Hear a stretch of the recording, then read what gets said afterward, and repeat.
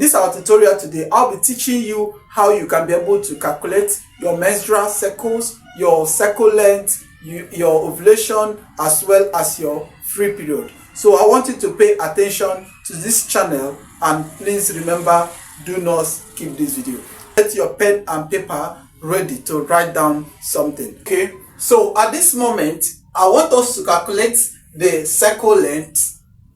With this cycle length, you can be able to calculate the menstrual period, you can be able to calculate the ovulation, and you can be able to calculate your free period. So just pay attention to this calculation. If there is anything that you don't understand, please, I want you to leave a comment in the comment section, and I promise you that I will reply to your question. So now this is a calendar for the month of June.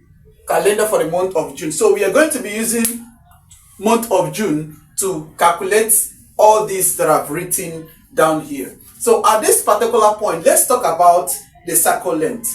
Now when we talk about cycle length is not the number of days that you had your period. Okay, it's not the number of days that you menstruate. Possibly some people may say maybe you menstruate 1, 2, 3, 4, maybe 4 days, or you had your menstruation 5 days. That is not what we mean by cycle length. Cycle length simply means the first day that you saw your menstrual period till the next period, a day before the next period. Okay, now for example, in this month of June, you saw your period on, let's say, 2nd day of June, which is on Wednesday, 2nd day of June. This is the first day you saw your period in that first month. Now after that, you still saw your period in, let's say, on 29th of this same month, which is June.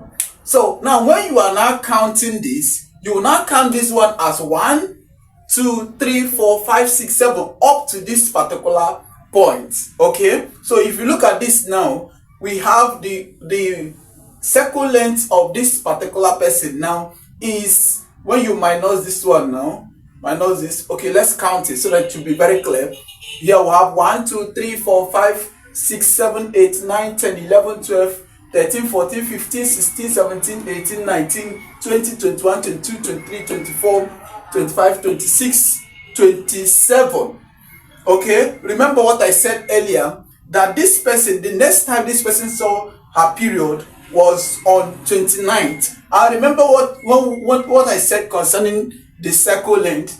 I made you to understand that the cycle length is this first time you had your menstrual period up till a day before the day you had the second menstrual period. So which means a day before you had the second menstrual period should be on 28th. Okay, it's on 28th, which is here now, which is at this particular point now, 28th. That is to say that when you count all these from 1, 2, 3, 4, 5, 6, 7, 8, 9, 10, 11, 12, 13, 14, 15, 16, 17, 18, 19, 20, 21, 22, 23, 24, 25, 26, 27. Which means the cycle length of this particular person is 27 days. This person has 27 cycle length. Now I want you to understand that it is normal for a woman to have her cycle length between 21 days to 35 days. This is normal. Okay, when your cycle length falls between 21 days to 35 days, we say that it is normal. But when it is less than 21 days or greater than 35 days, we say that it is abnormal cycle length, which means you will need to visit your doctor for further inquiry to know the reason why it is like that and give you possible treatment on that.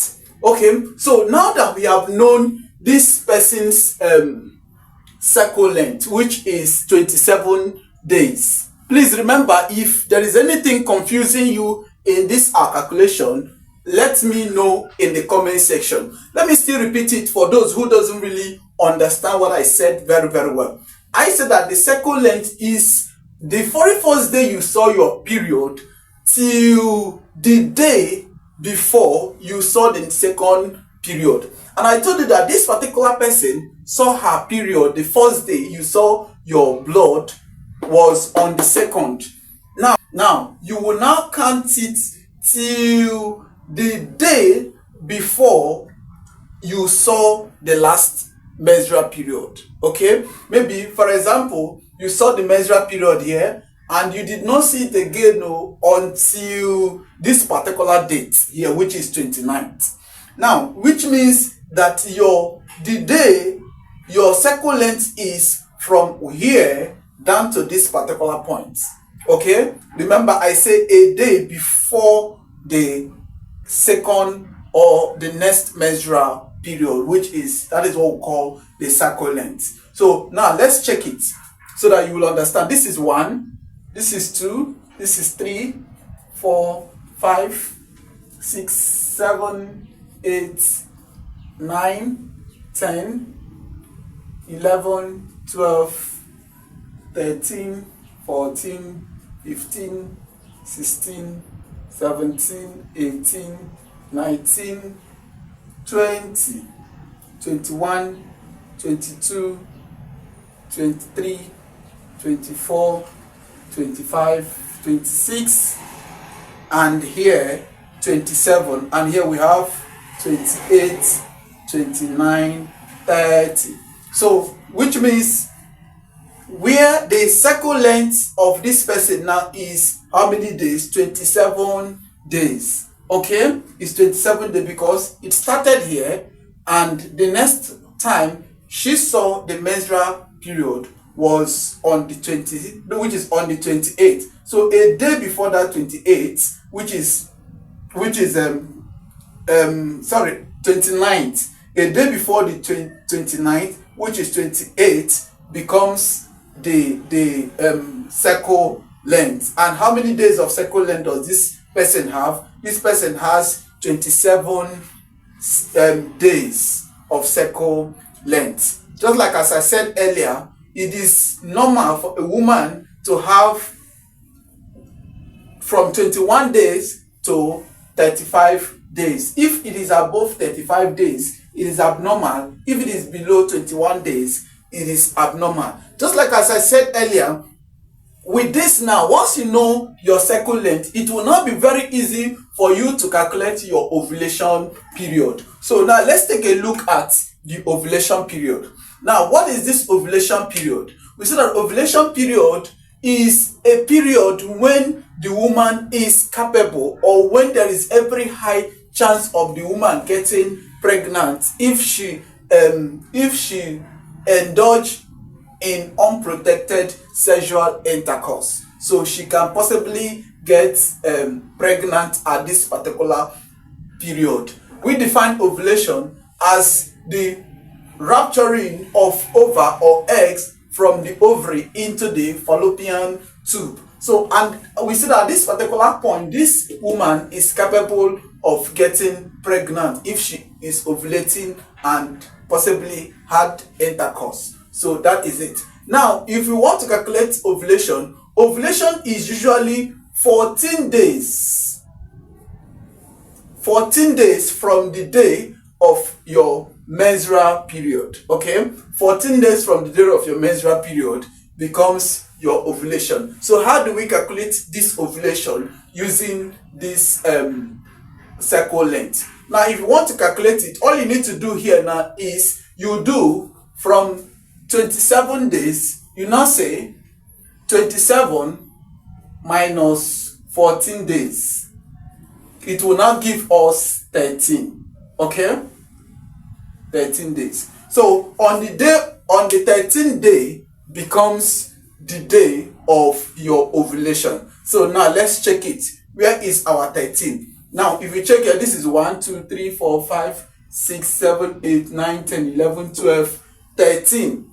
So this is our 13. So in the month of July, she is supposed to ovulate on 14th, which is the day 13th. She's supposed to ovulate on 14th of July. Okay, so that is the day of her ovulation. But there is something about ovulation. You can never be certain, or you can never say it is sure that it must occur at this particular point, which is 14th. So all we need to do is you can add 2. You can add 2 and let's say 2 days before this day and 2 days after this day. So now let's take a look at it here. So here we have 1, 2.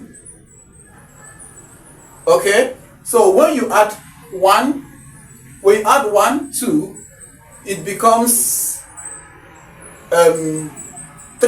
Then you add another 1, 2, which is from here down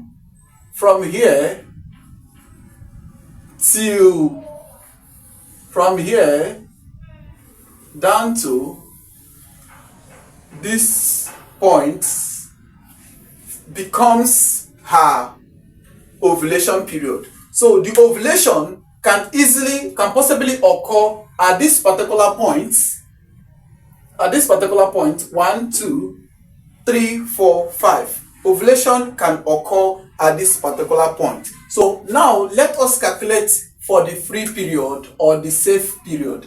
Now when we are calculating for the free period or the safe period, whichever way you want to call it, now all you need to do is you will have to consider the number of days that the sperm lasts in the body of a woman before it dies off. Now this sperm lasts for 4 to 5 days.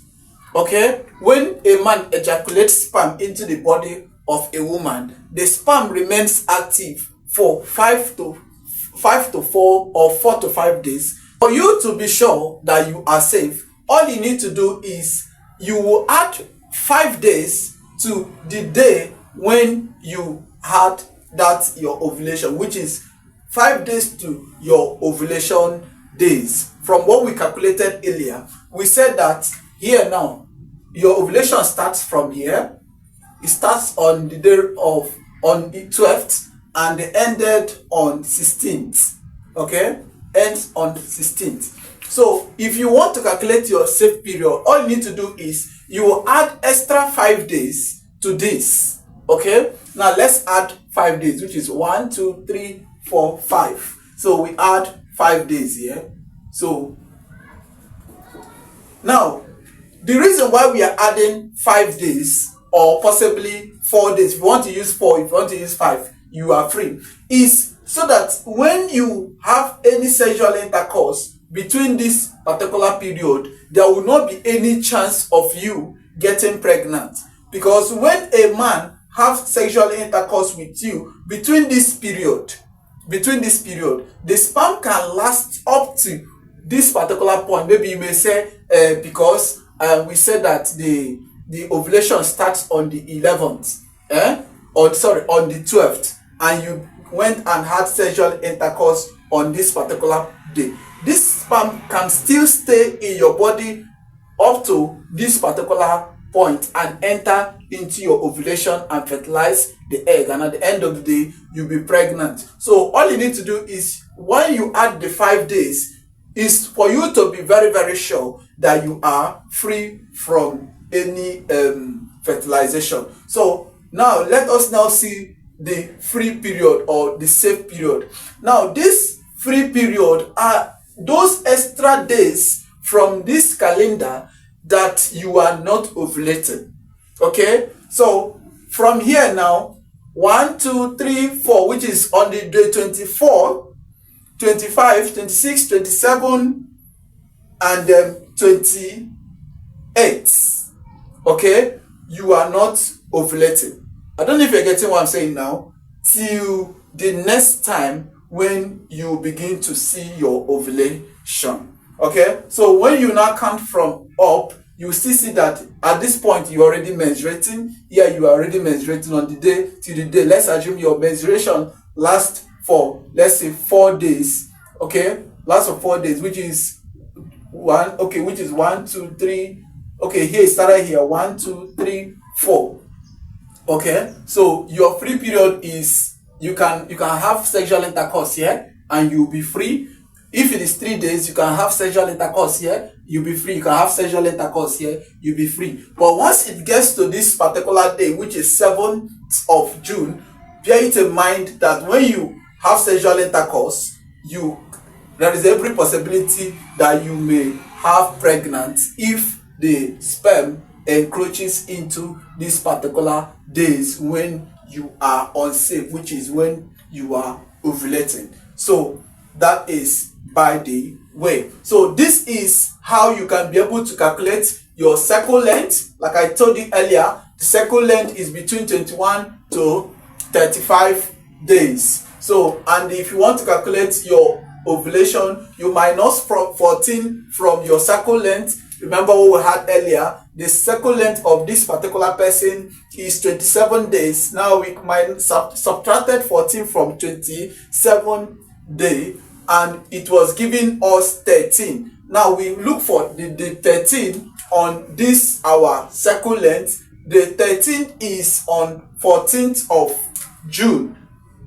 Is on 14th of June. So from there, we will now add two numbers before 14 and 2 numbers after 14 for us to be sure that we are safe. For us to be sure that we are safe. So because ovulation is not certain, it may begin at this particular day, may begin at this particular day, may begin at this particular day, it may begin at this particular day. So that is the more reason why we must add 2 before the day we got, or on the day 14th, and we will also add an extra 2 after that so that we can be certain.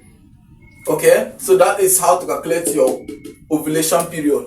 Why your free period are those days that you are not ovulating, or your safe period, those days that you are not ovulating. So when you are calculating for free period, you also consider the lifespan of the sperm cells in the body, because it takes the sperm cells 4 days to 5 days to remain in the body of a woman before they die off. So if you have sexual intercourse for 3 days before the day of your ovulation, you may likely get pregnant. So all you need to do now is you add 5 to those days you are having ovulation, the first day of your ovulation period. From what we have calculated so far, you add 5 or 4, then the other days you are free to enjoy yourself. So that is that. If you have any question regarding to this calculation, please, I want you to leave a comment in the comment section, and I promise you